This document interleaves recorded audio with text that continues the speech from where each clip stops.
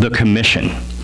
And as you listen to this song, the songwriter hopes that you are able to see the personal side of Jesus come through the commission call. You know, we all know in Matthew 24 at the end of Matthew 28, he calls out everybody to go forth and baptize, and we all think of that as that huzzah moment when God sends out his people. Well, they thought, I wonder if it was also a sad time, because they knew Jesus was soon leaving, and he wanted to have a personal moment with his people, and that is what this song is about.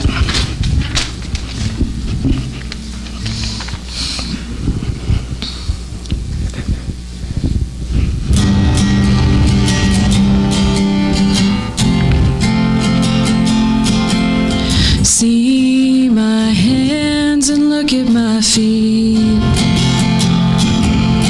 It's okay if it's hard to believe. I have faith that you will do greater things.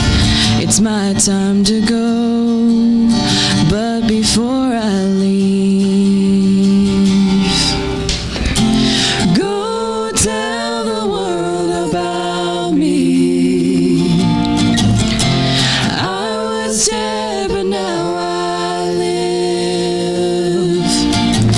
I've gotta go now for a little while, but goodbye is not the end. Don't forget the things that I taught you.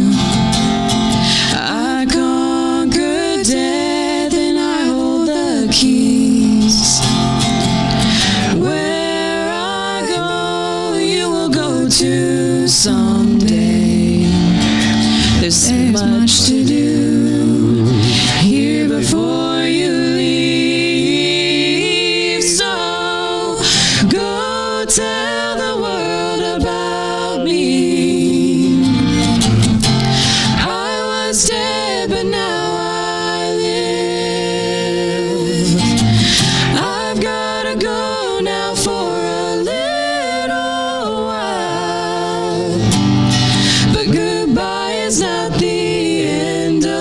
journey, the end of the road.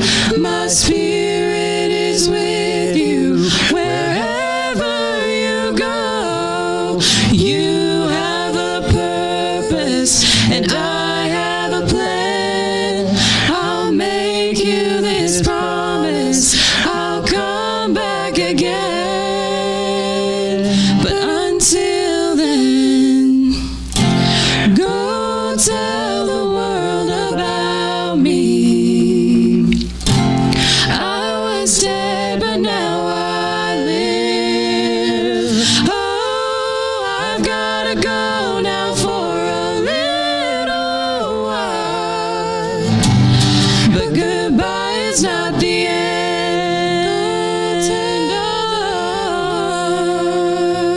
Go tell them about me. Go tell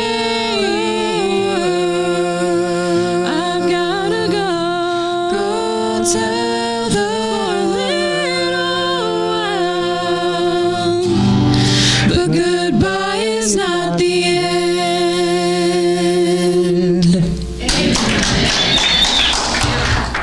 Praise God. Today we celebrate Memorial Day weekend.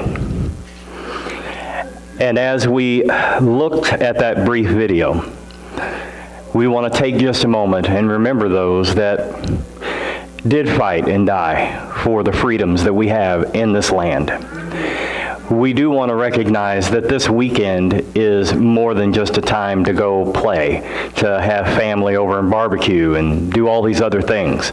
That this is a time that we as a people need to remember that because of what we can do this weekend, a lot of people lost their lives. I would be remiss if I also did not say that I'm sure this Memorial Day weekend also has taken on a whole different look to the people in Uvalde, Texas. I can also tell you that I believe that the remember is not only limited to remembering the soldiers, men and women who have died so that we have the freedoms we have, but I also believe that today, as a day that God has said to remember, to set aside for me, to worship me, we need to remember God too. We need to remember worship. We need to remember so much. And so the message today is simply entitled, Remember. None of us were prepared to hear what we heard the other day, right? None of us wanted to know that this was possible, especially after this had just happened. But friends, I'm here to tell you that it did. And now that things are coming out more about what exactly transpired on this day, what led up to this day with this young man, it's ugly. It's horrible. The report came out that Thursday evening, his mother was sitting on her front porch, crying, holding on to her rosary beads and praying. Right? I can only imagine what she's going through. It can't be good. And then as we hear what police response was, it gets uglier and uglier. And what happens when that happens in our wonderful United States? Well, politicians get involved, right? And now we once again have the calls for more tightly ratcheted down gun restrictions. But my wife read something last night that I think is really interesting, and some of you may agree or may disagree, but the reality is simply this. You know what the most strict gun restriction place is in the world right now is a prison, right? And people die there every day by shanks made out of toothbrushes. It's not the gun's fault. And I'll tell you where we need to lay the blame for all of this. Because, friends, we have to understand that there's one cause to all of this in this world, and that is that.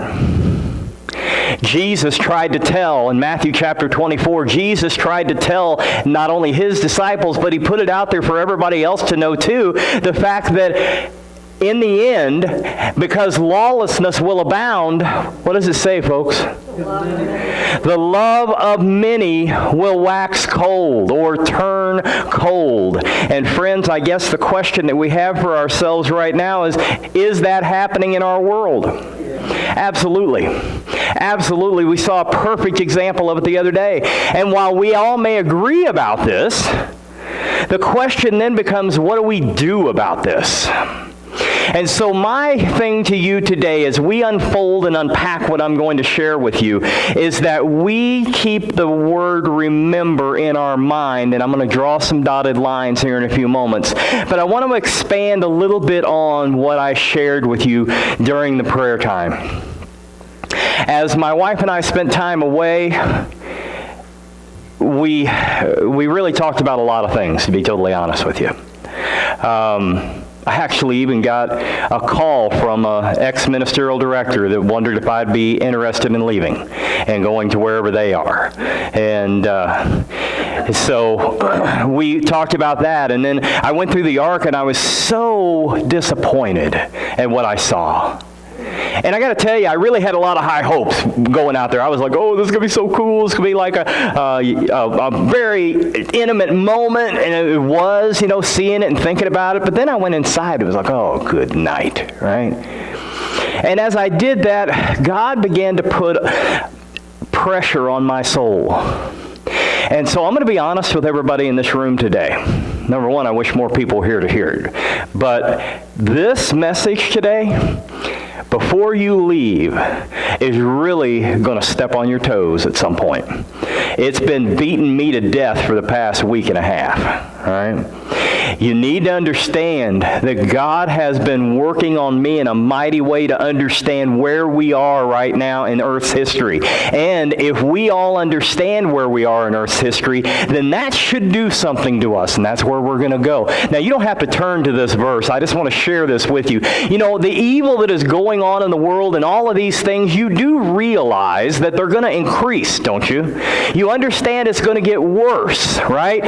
Revelation chapter 7, verses 1 through 3, I'm going to read this to you. After this, and this is John writing, he says, I saw 4 angels standing at the 4 corners of the earth, holding back the 4 winds of the earth, so that no wind would blow on the earth or on the sea or on any tree. And I'm going to stop right there. Wind is about strife and troubles and trials, okay? Tough things, bad things.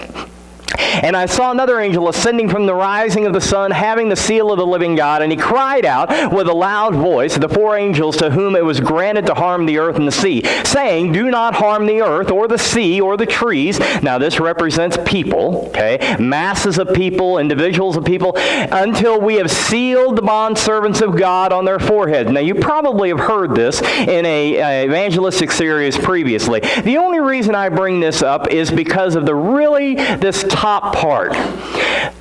4 angels holding back what's really going to be bad, right, from coming upon this earth. So then the question would be, when are those winds going to be loosed? Right? Well, let's go to the authority here. From Testimonies to the Church, Volume 6, page 408. Keep in mind this was written a long time ago. The restraining Spirit of God is even now what?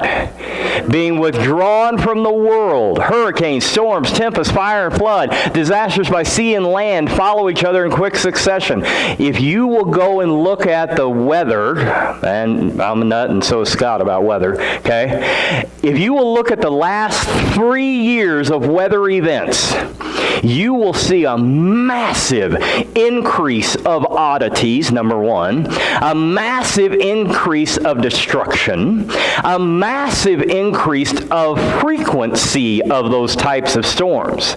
Now that's not even talking about all of the things that's going on the day-to-day here. So let's continue reading. These signs thickening around us tell us the near approach of what? The Son of God. And they are attributed to any other than the true cause. Men cannot discern the sentinel angels that are restraining the 4 winds, that they shall not blow until the servants of God are sealed. That's one thing good to remember. But when God shall bid his angels to loose those winds, there will be such a scene of strife as no pen can picture. Why do I bring all this up? Well, I bring it up for a reason. What we see, or what we have seen, has been horrible. I try to not let my mind go to that classroom. I can't imagine what it must have been like, right? But even before that, I can't imagine the young man who did this. I can't imagine what his life must have been like, right? We know that the parental situation was disrupted. We know there were drugs involved. We know there were a lot of things going on. We also know he didn't have a lot of support, okay? Now, why am I bringing this up on Memorial Day weekend? That's a downer. Why in the world are we doing that? Simply because, ladies and gentlemen, Memorial Day is all about remembering, right? And today, I'm going to challenge each and every one of us to remember something very specific. Now, as Seventh-day Adventists and many other Christians, we have our eyes peeled on these things right here, right? Biblical world prophecies, American prophecy, end-time prophecy. I mean, if there's a group, a religious denomination that gets into prophecy, it's the Seventh-day Adventist Church, right? And the problem with that, and I'm not saying there's anything really wrong with it, but the problem with that is that I'm afraid as Adventist Christians, we have our minds so focused on the prophetic end of this earth that we might actually overlook our own end on this earth. We may be so wrapped up in 666, Jesus coming. What role does this church play? What role does this war play? Where are we at in the time frame? Please, ladies and gentlemen, get it through your head. You are in the end right now. That's right. All the other things that are going on, it's what Jesus said was going to happen. It's no surprise to us. Or it shouldn't. It shouldn't be a surprise to us. But unfortunately, as we fasten our eyeballs on current events and world events, I'm afraid that we're missing our event. Right? And so as I look at this, I want you guys to kind of think about, I don't want you to be afraid of all of this stuff that's going on, because you don't need to be afraid, right? God's got this. Let's leave it at that. God's got that. But it should bring a whole new purpose to you and your life. Understand that, okay? No fear, but urgent purpose. Now, let's talk about what that urgent purpose is, because here's the problem. When we become so focused on everything that's going on around us and maybe even miss out on what's going on inside of us, it doesn't matter the stuff on the outside. It doesn't matter. Now, here's where it starts to get a little touchy, so pray about it. All right? Pray about it. You need to remember this one thing that I'm going to share with you today. If you forget it all else, this is the thing that I'm going to share. You need to remember that Satan, he creeps in, and when he does, he doesn't need much room, right? So how does Satan creep into us to cause an issue? Here it is, ladies and gentlemen. That's it. This is it. And some of you are like, oh, well, hey, I don't have a problem with self. I don't have a problem with, this me, myself, and I thing. I don't have any problem with that at all. Ladies and gentlemen, I'm going to tell you right now, if you don't think you've got a problem with it, that's your first problem. Okay? Because, and I cannot stress this enough. I told my wife last night that I believe since I left that ark that my calling has changed. Okay? And my calling is now more about the urgency to get my people to see and hear what they need to understand about themselves. Again, another perfect example. The two teachers that got ready that morning got all their, yes, it was in the school, but still they had things they wanted to do that day with their kids, right? So they got all their stuff together, wanted to make sure it was ready for when the kids came in. Kids came in, everything was going fine, and then, well, we know it didn't end well, right? They did not know, believe, or even think that that was going to happen to them, right? And unfortunately, I don't know if you heard this or not, but one of the teachers, they had a little memorial for her a couple days ago, maybe it was a day ago, I can't remember now. Her husband went and laid flowers on there, came home and died of a heart attack, walked in the front door, boom, dead. Right? Broken heart. Right? Why do I bring that up? It's a downer. No, ladies and gentlemen, it's reality. It is reality. And so when I begin to understand deeper on myself that, there's things you need to step away from. And this is going to sound really crazy to you, right? But one of the things that I did this week that I haven't done in years and years, I did away with one of my social media accounts. Got rid of it. Why? I don't need the distraction. I need to focus more on what's going on with the biblical walk of my family and myself and my church, right?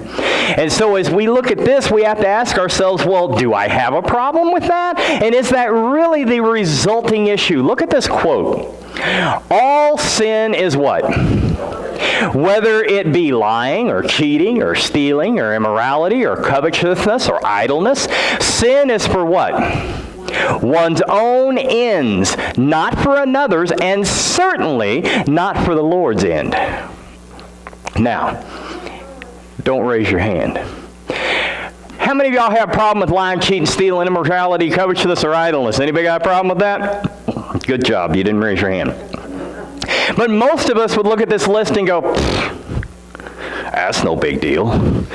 I mean, maybe a white lie every once in a while. There is no such thing as a white lie. Okay? Cheating, I don't do that. How fast do you drive? I'm guilty. Stealing, we probably don't have any problem with that. Immorality, I am not immoral. Okay, but what about your thoughts? Where have your thoughts gone? Covetousness, I don't have a problem with that. Really, I sure would like to have that person's car. Or idleness, I'll do it later. Anybody got a problem being, what's it called, What? Passive. Anybody got a problem with being passive? Anybody got a problem being a procrastinator in their lives? You know, it's okay to procrastinate not taking out the trash, but it's not okay to procrastinate getting your life right with Christ. It's not okay, right? It's not okay. Now, what's interesting is I want to move past this. And I want to go to the Bible. And probably some of you have this already marked in your Bibles. But Proverbs chapter 6, verses 16 through 19 says this. These 6 things the Lord hates. Yes. 7 are an abomination to him. What's the first one? A proud look. What is a proud look? Well, you know, an obvious one is, where you kind of put your nose up in the air, and right? And you're looking at somebody else, or you look at them and you maybe just look away because you don't want to deal with that, right? A lying tongue, we talked about that. Hands that shed innocent blood. Now, here's an interesting thing. If you look up some of the original language about innocent blood, yes, it does involve murder, things like that. But it also involves causing... What'd you say? I said murdering someone's reputation. There you go. Yeah, it's also about damaging people's reputation. Next, a heart that devises wicked plans. Has anybody here devised a wicked plan? Yeah, I have. I mean, we all have. We don't think about it because we sure don't want to be ever told that we were wicked, right? But how many of you have plotted against a brother or sister? How many of you have tried to mess something up for somebody? Right? Yeah. Look at this. Feet that are swift and running to evil. Now, we don't do that, do we?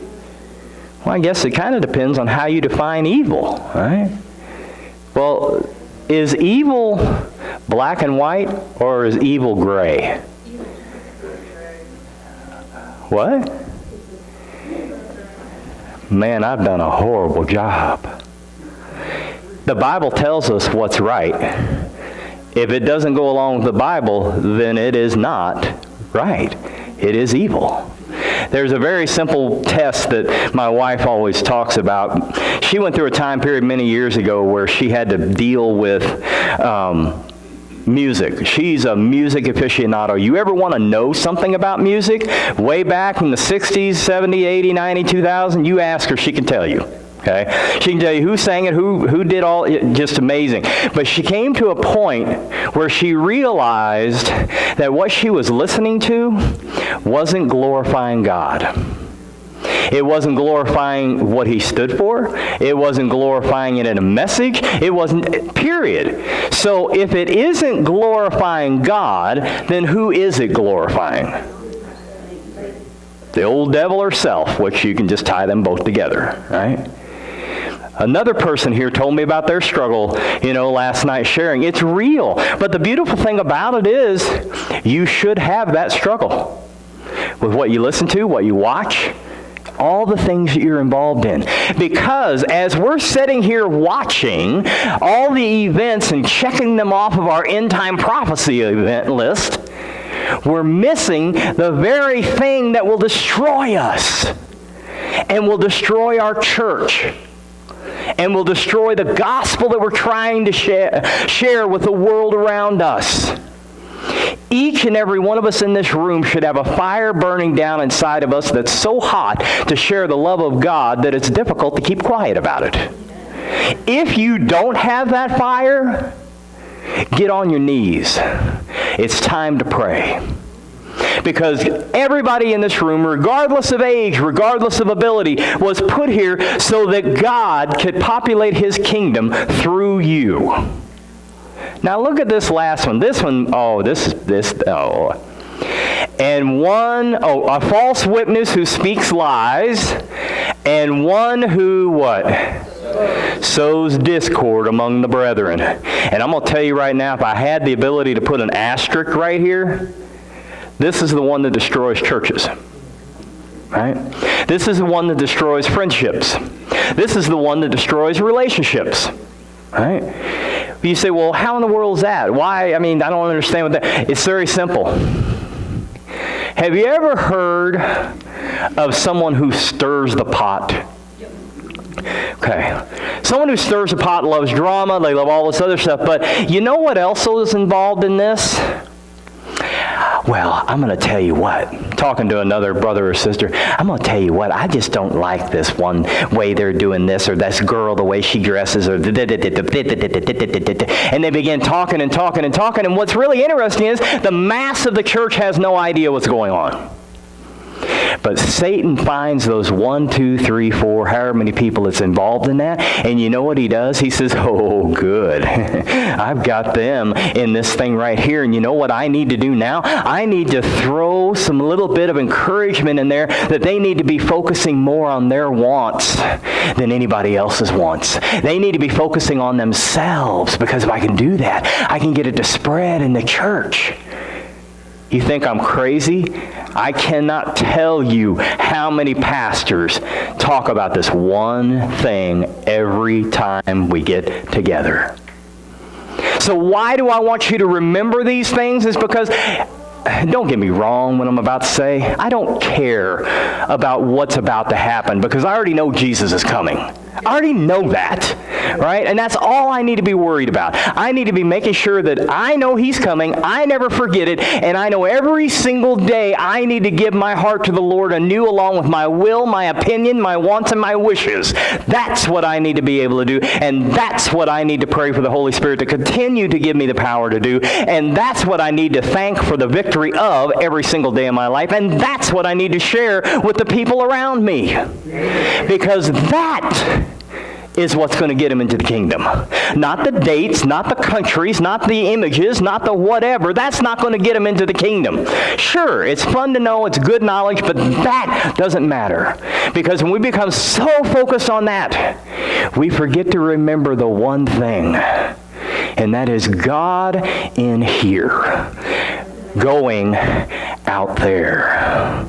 And as we look at this, I need you folks to understand why you need to never, ever forget about what God has done with you. Open up your Bibles. I'll give you a second or two to get there, to the book of Joshua.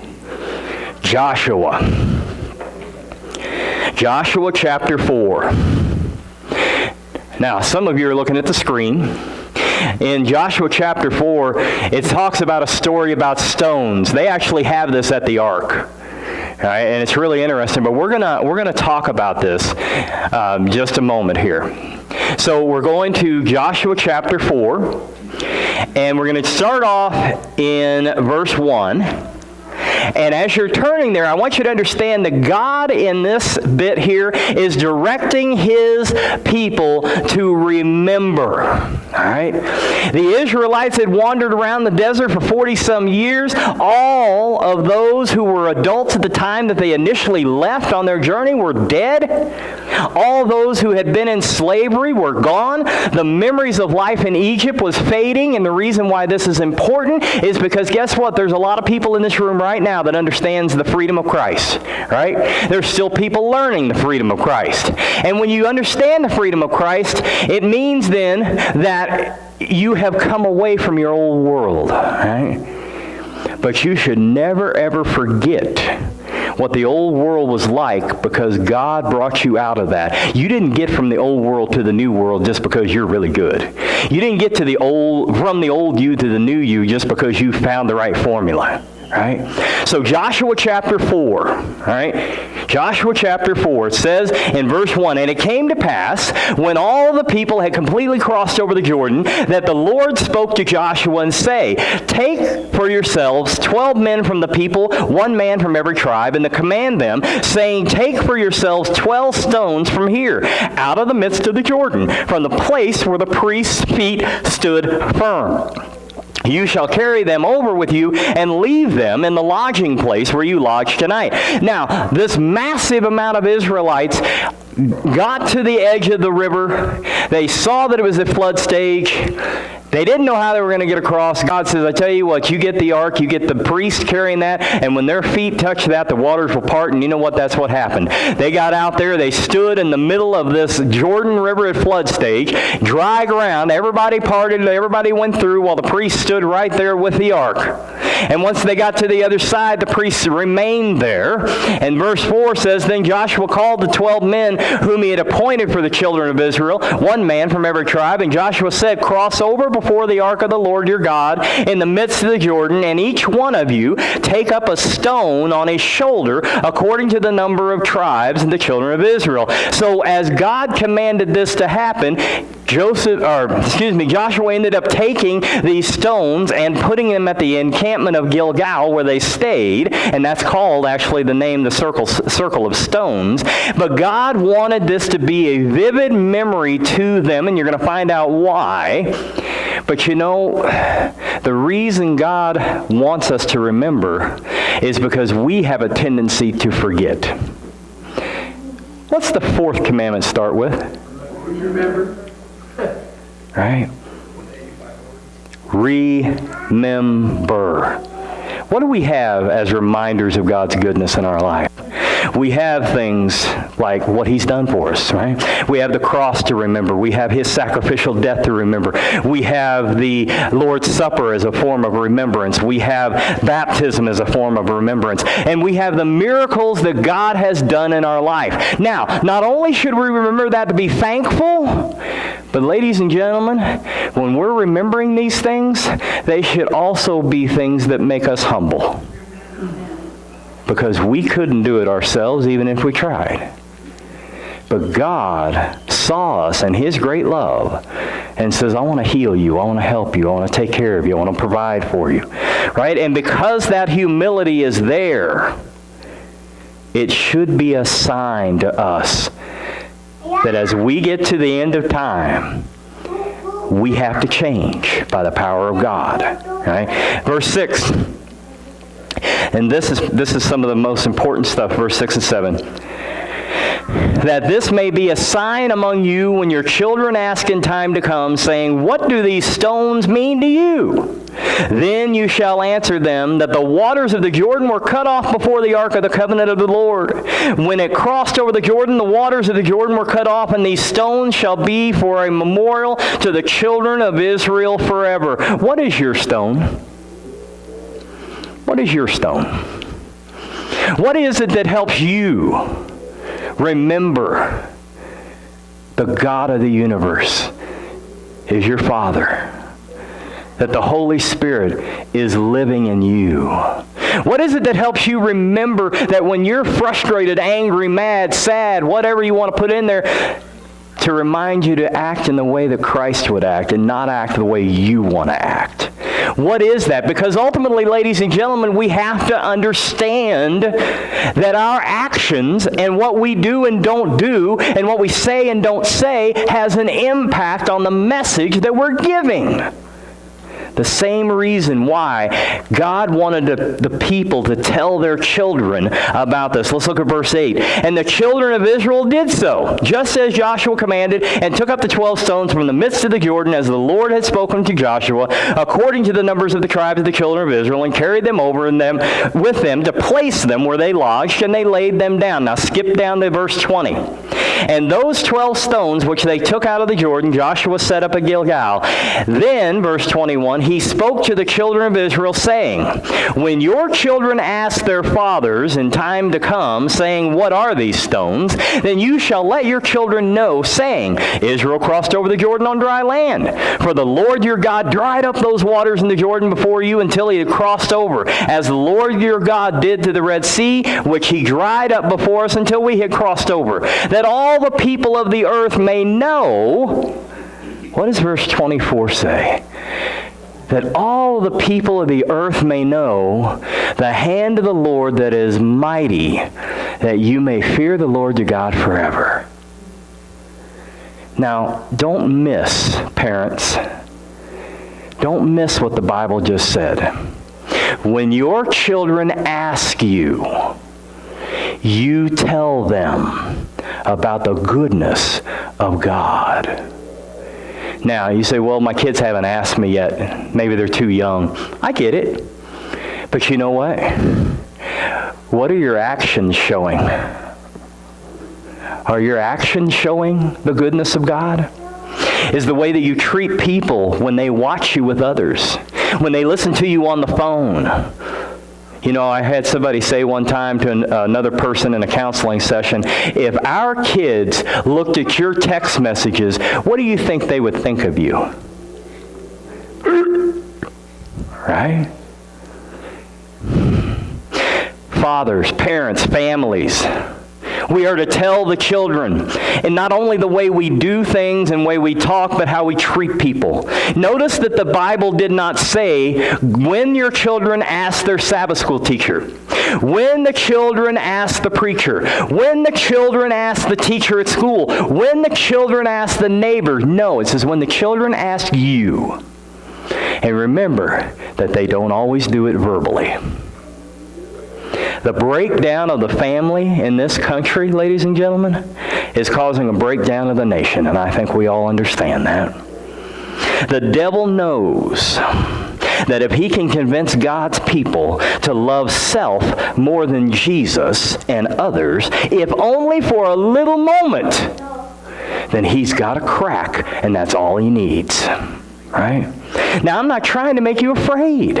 What I'm trying to do is let you know good news. God knows the situation that we're in, and if we will just make the effort to remember that we need to be better, he'll help us be better. If you want yourself and your family to thrive, if you want your church to thrive, now is the time. Now is the time in the nation that we live in. And so as we close today,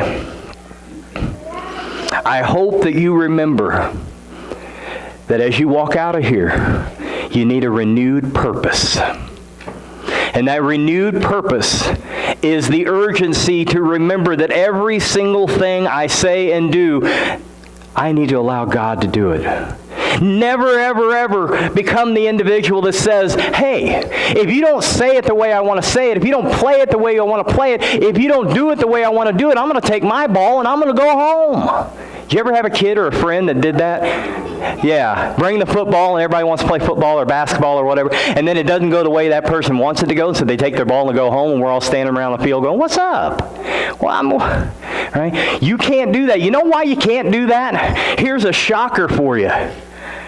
Because in the kingdom of God in heaven, there will never be any of that. Never. And the kingdom of heaven begins where? Ladies and gentlemen, it's going to get ugly. And we have to be here to support each other. In this church, we are known for the loving family that we are. And I know families disagree. But we have to support each other, even if we don't necessarily agree. Because you know what? Jesus, he's supporting you. And I can guarantee you that some of the things you did this last week, he doesn't agree with. But he's supporting you. When we see the events that took place, we should, in our hearts, be very hurt. We should pray for everybody involved. You know, the nation, Satan's even using this because now the nation is in an outcry that says, we're tired of your prayers and your thoughts. We need action. Friends, prayers are what's holding this nation together. Because God listens. Don't ever forget to remember it's not all about the prophecies. It's not all about the timelines. It's not all about... What it is about is who we are in here and what the world sees of us. And those kids, what are we showing them? And as I leave you with one question. What is it today that you've got inside of you that you need to say, Lord, it isn't right. Whatever it is, it isn't right. my anger, my frustration, my hurt, my loneliness, my vindictiveness, whatever. It's not, I can't have this anymore, Lord. Take it from me so that I can be the tool in the end days you need me to be, because I need to start at home first and go out into the world, but I can't even start at home until I let you start in me and keep working.